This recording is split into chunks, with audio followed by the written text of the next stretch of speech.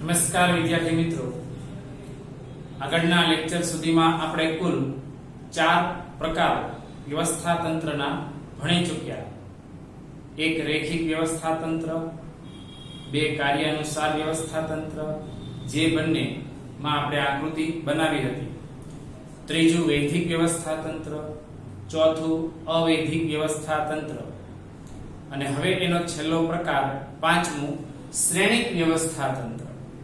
વિદ્યાર્થી મિત્રો, શ્રેણિક વ્યવસ્થા તંત્ર આગળના ચાર પ્રકારો કરતા થોડુંક અલગ પડતો પ્રકાર છે, જેની અંદર વર્તમાન સમયની ખાસ જરૂરિયાતો ને ધ્યાનમાં લઈને એની ગોઠવણ કરવામાં આવી છે, જેથી કરીને વર્તમાન સમયની અંદર જે ધંધાદારી પેઢીઓ કેટલીક સમસ્યાઓ એકમની અંદર જે પ્રવર્તે છે તેને દૂર કરી શકે છે, એ મુજબનું માળખું આપણે અહીંયા જોવાનું છે, જે બિલકુલ આધુનિક સ્વરૂપ છે.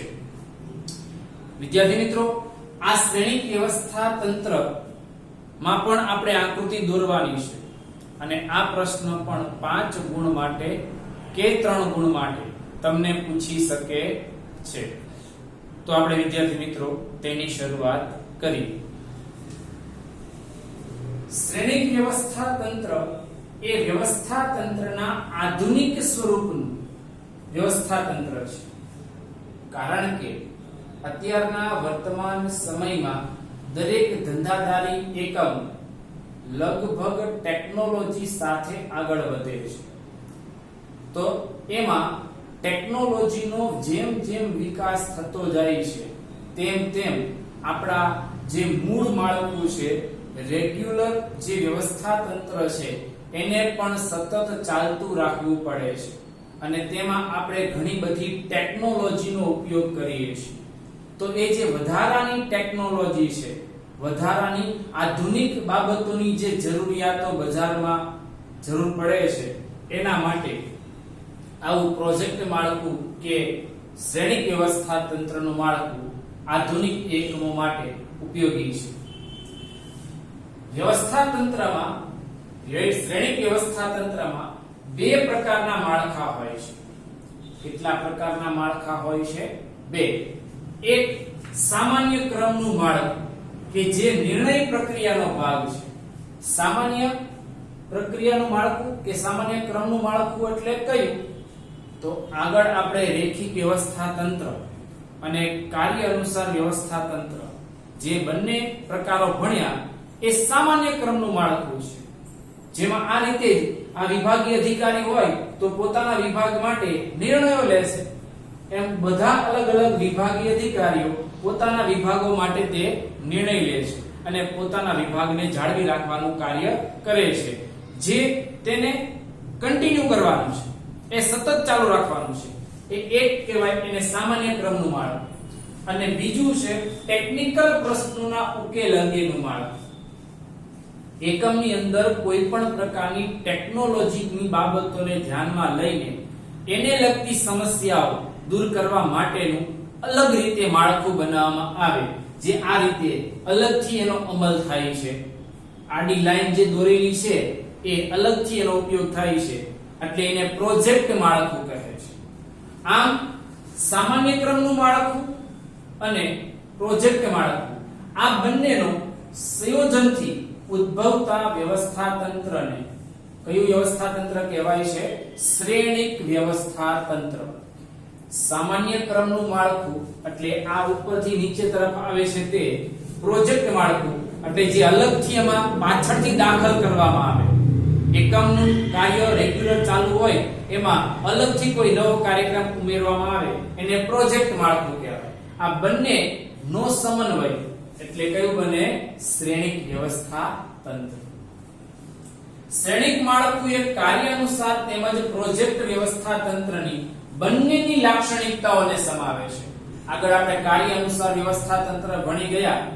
એ કાર્ય અનુસાર વ્યવસ્થા તંત્રમાં કાર્યને અનુરૂપ એક વ્યક્તિ નિષ્ણાંત પસંદ કરવામાં આવે, અને એ જ વ્યક્તિને એ કાર્ય આખા વિભાગમાં એનો અમલ થાય એ જોવાની જવાબદારી એને સોંપવામાં આવે. તો અહીં એ પ્રકારે એની લાક્ષણિકતા પણ જોવા મળે છે અને પ્રોજેક્ટ વ્યવસ્થા તંત્રની પણ લાક્ષણિકતા આપણને શ્રેણિક વ્યવસ્થા તંત્રમાં જોવા મળે છે. આ પ્રકારના વ્યવસ્થા તંત્રમાં કાર્યાનુસારના વિશિષ્ટીકરણના લાભ તેમજ પ્રોજેક્ટ સંચાલન દ્વારા થતા લાભો એટલે બંને પ્રકારના લાભ, કાર્યાનુસારના વિશિષ્ટીકરણના લાભ અને પ્રોજેક્ટમાં થતા લાભ બંને લાભ મળી રહે છે અને તે બહુવિધ હુકમ પદ્ધતિઓનો ઉપયોગ કરતું માળખું છે. બહુવિધ હુકમ પદ્ધતિઓ એટલે શું? તો કે અહીં એક કર્મચારી કામ કરતો હોય તો એને ઉત્પાદનનો અધિકારી પણ હુકમ આપશે ને આ પ્રોજેક્ટ મેનેજર પણ એને હુકમ આપશે. એટલે એક વ્યક્તિને એક કરતા વધારે વ્યક્તિઓ હુકમો આપી શકે છે. એટલે બહુવિધ હુકમ પદ્ધતિઓનો ઉપયોગ કરતું માળખું કહેવાય. એટલે અહીં હુકમની એક વાક્યતાના સિદ્ધાંતનું પાલન થતું નથી. વિદ્યાર્થી મિત્રો, આપણે આ જે શ્રેણિક વ્યવસ્થા તંત્રનો પરિચય લીધો. હવે એ કેમ રચાય, એની રચના કેમ થાય એની આપણે ચર્ચા કરીએ. તો સૌથી પહેલા અહીંયા રચના આપેલી છે, આપણે પહેલા એને થિયરિકલ સમજીએ, પછી આકૃતિ દ્વારા તેને સમજવાનો પ્રયત્ન કરીશું. શ્રેણિક વ્યવસ્થા તંત્રમાં કાર્યાનુસાર વિભાગીકરણ અને પ્રોજેક્ટ વિભાગીકરણનો સમન્વય જોવા મળે છે. આ પ્રકારના વ્યવસ્થા તંત્રમાં દરેક પ્રોજેક્ટ મેનેજરને અલગ અલગ પ્રોજેક્ટની જવાબદારી સોંપવામાં આવે છે. વિદ્યાર્થી મિત્રો, આ પ્રોજેક્ટ એટલે શું? પ્રોજેક્ટ માળખું કે પ્રોજેક્ટ વિભાગીકરણ એટલે શું?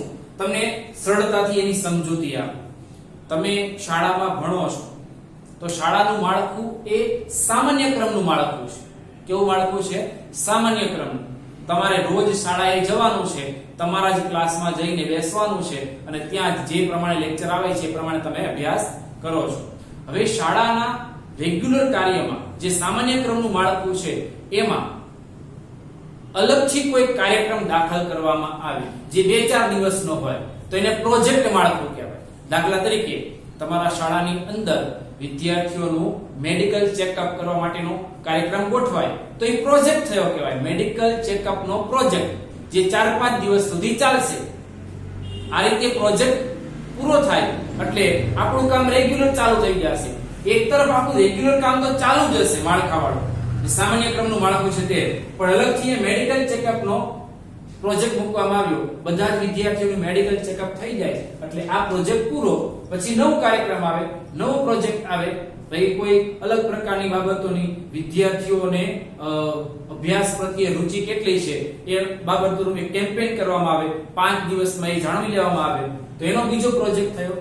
આ રીતે અલગ અલગ શાળાઓમાં વર્ષ દરમિયાન જે અલગ અલગ એક્સ્ટ્રા ઓર્ડિનરી જે પ્રોજેક્ટ ગોઠવવામાં આવશે એ ધંધા કોઈ પણ પ્રકારની એ શાળાઓને વ્યવસ્થિત રીતે પૂરી રીતે જાણી શકાય એ મુજબનો પ્રોજેક્ટ હશે. બિલકુલ આવું જ આપણા ધંધાકીય એકમોમાં છે. આપણા ધંધાકીય એકમોનો આ વિભાગ છે, આ માળખું એ રેગ્યુલર ચાલે છે. પણ એ માળખા દરમિયાન એ માળખામાં હજી આપણે એવું શું કરી શકીએ કે જેથી બજારમાં આપણી ગુણવત્તા અને ક્વોન્ટિટી એટલે કે જથ્થામાં વધારો કરી શકાય, આપણા નફામાં વધારો કરી શકાય. તો એ માટે અલગ અલગ પ્રકારની ટેકનોલોજીનો આપણે ઉપયોગ કરીએ છીએ અને એ ટેકનોલોજીને જાળવી રાખવા માટે, એની સર્વિસ મેળવવા માટે આપણે સમયાંતરે અમુક આવા પ્રોજેક્ટ તૈયાર કરવા પડે છે. આપણે એનું ઉદાહરણ પણ હમણાં લઈએ, પણ શાળાનું ઉદાહરણ ખાસ યાદ રાખજો. તમારું રેગ્યુલર માળખું કયું છે? શાળામાં રોજ સ્કૂલે જવાનું, ભણવાનું, તાસો દરેક પ્રકારના લેક્ચર ભરવાના. પણ એ શાળાના સમય દરમિયાન વર્ષમાં 2 કે 3 વખત તમારું મેડિકલ ચેકઅપ થશે. એ પ્રોજેક્ટ થયો કહેવાય. એ પ્રોજેક્ટ આખું વર્ષ નહીં ચાલે, એ 4-5 દિવસમાં તમારું મેડિકલ ચેકઅપ આખા સ્કૂલના વિદ્યાર્થીઓનું કરી નાખશે. પછી 3 મહિના પછી, 4 મહિના પછી પાછા આવશે, બીજા 4 મહિના પછી આવશે. તો વર્ષમાં 1 થી 2 વખત આવા પ્રોજેક્ટ નક્કી કરવામાં આવે જેનાથી વિદ્યાર્થીઓના સ્વાસ્થ્યની તપાસ કરી શકાય. એમ ધંધાકીય એકમની પણ સ્વાસ્થ્યની તપાસ કરવી હોય તો આવા પ્રોજેક્ટ માળખા મૂકવા પડે. આપણું રેગ્યુલર માળખામાં કામ ચાલે જ છે પણ તેની અંદર કોઈ ટેકનિકલ પ્રશ્નો તો નથી ને, એને સમજવા માટે આવા પ્રોજેક્ટને અમલમાં મૂકવામાં આવે છે. તો અહીંયા એની જ વાત છે, જેટલા પ્રોજેક્ટ હોય એટલા પ્રોજેક્ટ મેનેજરની શું કરવામાં આવશે? નિમણૂક. પ્રોજેક્ટ મેનેજરની જવાબદારી પ્રોજેક્ટને સમયસર અને સફળતાપૂર્વક પૂર્ણ કરવાની છે.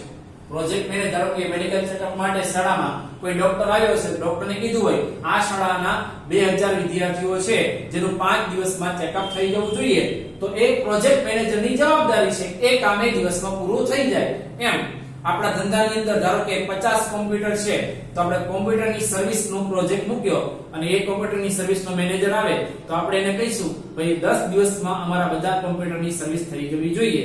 તો પ્રોજેક્ટ મેનેજર શું કરશે, 10 દિવસમાં બધા જ પ્રકારનું કામ પૂરું કરી દેશે, જેથી આપણું રેગ્યુલર કામ સતતપણે ચાલ્યા કરે. આ રીતે એ કાર્ય સફળતાપૂર્વક પૂર્ણ કરવાની જવાબદારી એ પ્રોજેક્ટ મેનેજરની હોય છે. પ્રોજેક્ટ કાર્ય માટે જરૂરી નિષ્ણાતોના સ્ટાફને જુદા જુદા કાર્ય વિભાગમાંથી પ્રાપ્ત કરવામાં આવે છે. એ કેવી રીતે મેળવવા હમણાં અહીંયા તમને જણાવીશ કે અહીં જે આ પ્રોજેક્ટ મેનેજર છે, પ્રોજેક્ટ છે, આ પ્રોજેક્ટ પેલો ઉત્પાદન વિભાગમાં ગયા મેનેજર, તો ઉત્પાદન વિભાગમાં આ એક તો છે પ્રોજેક્ટ મેનેજર પોતે, પ્લસ આ ઉત્પાદન વિભાગનો જ નિષ્ણાત વ્યક્તિ લેવામાં આવશે. આ બે વ્યક્તિ થઈને આનો અભ્યાસ કરે છે. એટલે એ રીતે નિષ્ણાતોના સ્ટાફને જુદા જુદા કાર્ય વિભાગમાંથી પ્રાપ્ત કરવામાં આવે છે. આ રીતે મેળવેલા નિષ્ણાતોને જુદી જુદી ટુકડીઓમાં વહેંચવામાં આવે છે. જે રીતે નિષ્ણાતો આપણને મળશે એને અલગ અલગ વિભાગમાં વહેંચી દેવામાં આવે છે. દાખલા તરીકે સંશોધન અને વિકાસના નિષ્ણાત, એને લગતા નિષ્ણાત હોય તો આપણને આમાંથી જ મળશે. ત્યાર પછી ઉત્પાદનની રચનાના નિષ્ણાત, તકનીકી નિષ્ણાત, કોમ્પ્યુટર નિષ્ણાત વગેરે અલગ અલગ વિભાગોના અલગ અલગ નિષ્ણાતો આપણા વિભાગમાં હશે. એ નિષ્ણાત વ્યક્તિને આપણે પ્રોજેક્ટ મેનેજર સાથે કામ કરવાની પરવાનગી આપીશું, જેથી બંને ભેગા મળીને વ્યવસ્થિત સમસ્યાઓનું સમાધાન કરી શકે, કોઈ પણ પ્રશ્ન હોય તો તેનો ઉકેલ લાવી શકે. આ નિષ્ણાતોને પ્રોજેક્ટ કાર્ય દરમિયાન જે તે વિભાગમાંથી મેળવવામાં આવે છે અને પ્રોજેક્ટ પૂર્ણ થતા જ તેમના મૂળ વિભાગમાં તેમને પરત મોકલી દેવામાં આવે છે. વિદ્યાર્થી મિત્રો, હવે અહીં જે છે ને એ આકૃતિનો અભ્યાસ કરીએ જેથી આપણને વધારે ખ્યાલ આવે.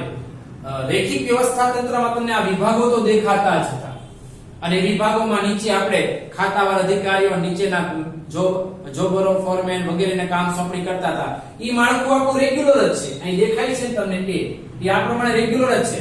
ઉપરથી નીચે તરફ આવે છે એ આપણું સામાન્ય ક્રમનું માળખું છે. હવે ધંધાકીય એકમની અંદર મેં કીધું એમ આ રેગ્યુલર માળખું છે. હવે આપણા ધંધાની અંદર માની લો કે કોમ્પ્યુટર છે તો બધા વિભાગોમાં કોમ્પ્યુટરની જરૂર પડે છે. હવે બધા વિભાગોના કોમ્પ્યુટરોમાં ઇન્ટરનેટની સુવિધાઓ છે તો એમાં કોઈ મુશ્કેલી તો નથી ને. એની તમામ પ્રકારની સમસ્યાઓનું નિવારણ કરવા માટે એનો એક પ્રોજેક્ટ મૂકવામાં આવે. ભાઈ 10 દિવસમાં પ્રોજેક્ટ તમારે પૂરો કરી દેવાનો. 10 દિવસમાં મારા ધંધાના બધા વિભાગો ના કોમ્પ્યુટર ની તમારે વ્યવસ્થિત સાર સંભાળ કરીને દેખરેખ કરીને એના પ્રશ્નો દૂર કરવાના છે. તો એ પ્રોજેક્ટ મેનેજર એને પ્રોજેક્ટ નંબર 1 આપશે, જેમાં પહેલા વિભાગમાં જશે ઉત્પાદન વિભાગમાં, કે જ્યાં ઉત્પાદન વિભાગમાં પ્રોજેક્ટ મેનેજર પોતે તો હશે, સાથે કોને લેશે તો ઉત્પાદન વિભાગના પ્રશ્નો છે એટલે ઉત્પાદન વિભાગનો નિષ્ણાત વ્યક્તિ લેશે. આ બંને વ્યક્તિ ઉત્પાદન વિભાગની એક કોમ્પ્યુટરને લગતી સમસ્યા દૂર થાય એટલે જે ઉત્પાદન વિભાગમાંથી નિષ્ણાત આવ્યો હતો એ પાછો પોતાના વિભાગમાં જશે. પ્રોજેક્ટ મેનેજર બીજા વિભાગમાં જશે. ત્યાંથી અહીંયા પણ નિષ્ણાત વ્યક્તિને ખરીદી વિભાગમાં લેવામાં આવશે. જે કામ પૂરું થશે એટલે આ ખરીદી વિભાગનો નિષ્ણાત પાછો પોતાના વિભાગમાં જશે. આ પ્રોજેક્ટ મેનેજર ત્રીજા વિભાગમાં જશે. અહીંથી પાછો એક નિષ્ણાત લેવામાં આવશે. કામ પૂરું થાય એટલે પાછો પરત જશે, અહીંયા જશે. આ રીતે જુદા જુદા વિભાગોમાં જે તે વિભાગનું કામ કરવાનું હોય એ વિભાગનો નિષ્ણાત સાથે રાખવામાં આવશે. પ્રોજેક્ટ મેનેજર તો સાથે હશે. આ રીતે નક્કી કરેલા દિવસોમાં એક કોમ્પ્યુટરને લગતું કામ પૂરું કરી દેવામાં આવે. આ સિવાય અન્ય કોઈ બીજા અલગ અલગ પ્રોજેક્ટ ચાલુ ધંધાકીય એકમની પ્રવૃત્તિ દરમિયાન અમલમાં મૂકવાના હોય, જેથી કરીને એકમની ગુણવત્તા, એકમની અસરકારકતા બજારમાં વધારે સરળતાથી ફેલાવી શકાય અને એકમની પ્રતિષ્ઠા વધે એ માટે આવા પ્રોજેક્ટ અલગથી અમલમાં મૂકવામાં આવે છે. ઉપરથી નીચે તરફ એ સામાન્ય માળખું છે અને જે ડાબી બાજુથી જમણી બાજુ તરફનું જે દેખાય છે તમને એ પ્રોજેક્ટ માળખું છે. આને આપણે અહીંથી સમજીએ તો ઉપરના ચાર્ટ પરથી જણાય છે કે શ્રેણિક વ્યવસ્થા તંત્રમાં સત્તાનો પ્રવાહ કેવડો હોય છે? બેવડો. એટલે અહીંથી આમ પણ સત્તા એટલે ઉત્પાદનનો અધિકારી પણ આ કર્મચારીને પોતે હુકમ કરી શકે છે અને અહીંયા પણ સત્તા આપેલી છે. આ વ્યક્તિના હાથમાં સત્તા છે અને આ વ્યક્તિના હાથમાં સત્તા છે, એટલે સત્તાનો પ્રવાહ કેવડો છે? બેવડો. બે વ્યક્તિને સત્તા આપવામાં આવે છે કોઈ એક સમયે. ઉપરાંત જેમ કે જનરલ મેનેજર તરફથી વિવિધ વિભાગોને તેમજ વિવિધ પ્રોજેક્ટના સંચાલકોને ઉપરથી નીચે તરફ સીધી રેખામાં સત્તાનું વહન કરવામાં આવે છે. આ વ્યક્તિએ સત્તા આ બધાને આપી, આ સત્તા નીચે તરફ આ ડિસ્ટ્રીબ્યુટ કરશે. ડાબી બાજુએ તે પણ દર્શાવવામાં આવ્યું છે કે દરેક પ્રોજેક્ટ અને પ્રોજેક્ટ મેનેજર સ્વતંત્ર રીતે કાર્ય કરે છે. આ પ્રોજેક્ટ અલગથી છે, એ અલગથી કામ કરશે. તમારું રેગ્યુલર કામ તો આ રીતે ચાલે છે, પણ આ પ્રોજેક્ટ અલગથી ચાલે છે અને તે સ્વતંત્ર રીતે કાર્ય કરે છે. જે માટે નિષ્ણાંતો એ જુદા જુદા વિભાગોમાંથી મેળવે છે. આપણે લીધા એમ અલગ અલગ વિભાગો, જે વિભાગમાં મેનેજર કામ કરવા જાય પ્રોજેક્ટ મેનેજર, ત્યાંનો એ વિભાગનો નિષ્ણાંત વ્યક્તિને સાથે લેશે. એ વિભાગનું કામ પૂરું થાય એટલે નિષ્ણાંત વ્યક્તિ પાછો એના વિભાગમાં અને પ્રોજેક્ટ મેનેજર બીજા વિભાગમાં. આ રીતે બધા વિભાગોમાં એ કાર્ય કરે છે. વિદ્યાર્થી મિત્રો, હવે આગળ પણ આપણે વાત કરી હતી કે રૈખિક વ્યવસ્થા તંત્ર ક્યાં અનુકૂળ છે, કાર્યાનુસાર વ્યવસ્થા તંત્ર ક્યાં અનુકૂળ છે. તો એમ આ શ્રેણિક વ્યવસ્થા તંત્ર ક્યાં અનુકૂળ છે એ પણ ટૂંકો સવાલ તમને પૂછી શકે. તો જ્યાં ટેકનોલોજી અને કામગીરી બંને મહત્વના હોય, જ્યાં ટેકનોલોજી અને કામગીરી બંને મહત્વના હોય એવા સંજોગોમાં સમન્વય કરવાનું આવશ્યક બને. શું સમન્વય કરવાનું? તો કે સામાન્ય ક્રમનું માળખું અને પ્રોજેક્ટ માળખું. આ બે માળખા સમન્વય ત્યાં કરી શકાય જ્યાં ટેકનોલોજી અને કામ બંને મહત્વના હોય. આ કામગીરી માટે છે અને પ્રોજેક્ટ એ ટેકનોલોજી માટે છે, જેથી ટેકનોલોજીનો વધુને વધુ આધુનિક સમયમાં ઉપયોગ વધ્યો છે, કારણ કે તેની સમસ્યાઓના નિરાકરણ પણ હવે બજારમાં ઉપલબ્ધ છે. વિદ્યાર્થી મિત્રો, અહીં આપણો આ પાંચમો પ્રકાર શ્રેણિક વ્યવસ્થા તંત્ર અહીં પૂર્ણ થાય છે. આપણે 5 પ્રકારો ભણ્યા, જેમાં 3 આકૃતિવાળા અને 2 એક વૈદિક અને અવૈદિક. આ પાંચેય પ્રકારો ખૂબ અગત્યના છે. આ પ્રશ્ન પણ એટલો જ અગત્યનો છે. 3 ગુણ માટે પણ પૂછી શકે અને 5 ગુણ માટે પણ તમને પૂછી શકે છે.